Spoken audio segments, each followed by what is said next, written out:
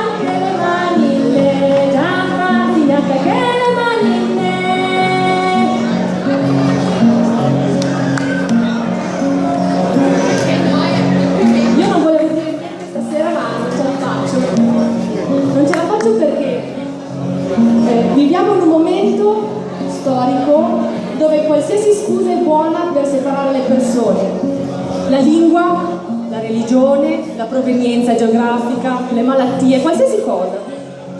Allora io volevo dire due parole, proprio due, ne sono state dette tante stasera, lo so, sulla parola integrazione.